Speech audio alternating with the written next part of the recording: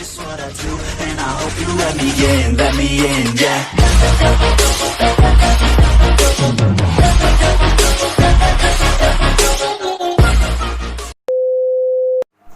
Assalamualaikum warahmatullahi wabarakatuh. Nama saya Yudi Pratama, NPM 1821020506.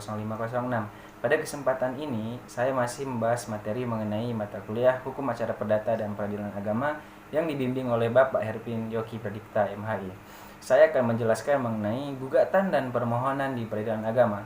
Saya akan menjelaskan, gugatan adalah surat yang diajukan oleh penggugat pada ketua pengadilan yang berwenang yang memuat tuntutan hak yang di dalamnya mengandung suatu sengketa dan merupakan dasar landasan pemeriksaan perkara dan suatu pembuktian kebenaran suatu hak. Nah, sedangkan permohonan adalah suatu surat permohonan yang di dalamnya berisi tuntutan hak perdata oleh satu pihak yang berkepentingan terhadap suatu hal yang tidak mengandung sengketa. Nah, di sini ada perbedaan dari gugatan dan permohonan. Jika gugatan ada suatu perkara antara penggugat dan tergugat, maka permohonan hanya satu pihak yang berkepentingan dan tanpa sebuah perkara ataupun sengketa.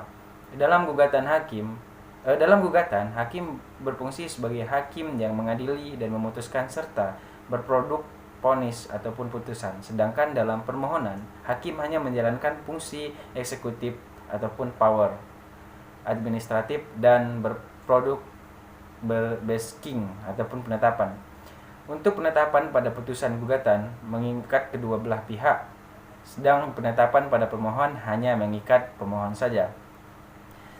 Dalam gugatan terdapat istilah penggugat dan tergugat, sedang dalam permohonan adalah istilah pemohon dan termohon. Penggugat bisa satu orang ataupun badan hukum atau lebih, sehingga ada istilah penggugat 1, 2, 3 dan seterusnya. Tergugat pun bisa 1, 2, 3 dan seterusnya. Gabungan penggugat atau tergugat disebut kumulasi subjektif, sedangkan dalam permohonan hanya satu pihak karena bukan suatu kasus perkara. Gugatan harus diajukan secara tertulis oleh penggugat ataupun kuasanya, dan bagi yang buta huruf dapat mengajukan secara lisan. Surat gugatan harus memuat diantaranya: pertama, identitas para pihak, nama lengkap, gelar alias julukan, bin atau binti, umur, agama, pekerjaan, tempat tinggal, dan statusnya sebagai penggugat ataupun tergugat. Kedua, posita ataupun positin, fakta-fakta atau hubungan hukum yang terjadi antara dua belah pihak. Dan ketiga, petita atau petitum, isi tuntutan. Yang kedua, pembuatan surat permohonan. Surat permohonan tidak jauh beda dengan isi dari surat gugatan. Identitas para pihak, petita dan posita. Hanya saja pada surat permohonan tidak dijumpai kalimat berlawanan dengan ataupun duduk perkaranya dan permintaan membayar biaya perkara kepada pihak lain.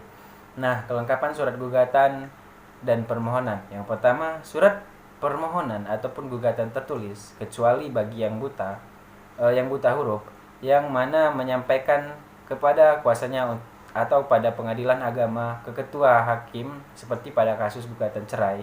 Surat gugatan atau surat permohonan yang dibuat sendiri atau lewat kuasanya ditunjukkan ke pengadilan yang berwenang. Kedua, fotokopi identitas seperti KTP. Yang ketiga, porcot ataupun biaya perkara. Dan bagi yang miskin dapat mengajukan dispensasi biaya dengan membawa surat keterangan miskin dari kelurahan ataupun kecamatan.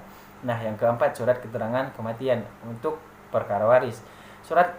Yang kelima, surat izin dari komandan bagi TNI ataupun Polri. Surat izin atasan bagi PNS untuk perkara poligami. Yang keenam, surat persetujuan tertulis dari istri atau istri-istrinya untuk perkara poligami. Yang ketujuh, surat keterangan penghasilan untuk perkara poligami. Yang kedelapan, salinan ataupun fotokopi akta nikah untuk perkara gugat cerai, pemohon cerai, gugatan nafkah istri dan lain-lain. Yang kesembilan, salinan ataupun fotokopi akta cerai untuk perkara nafkah, idah, gugatan tentang mut'ah. Yang ke-10, surat keterangan untuk bercerai dari kelurahan. Sekian video penjelasan dari saya. Jika ada kekurangan, saya mohon maaf. Kepada Allah saya mohon ampun. Saya akhiri. Wassalamualaikum warahmatullahi wabarakatuh.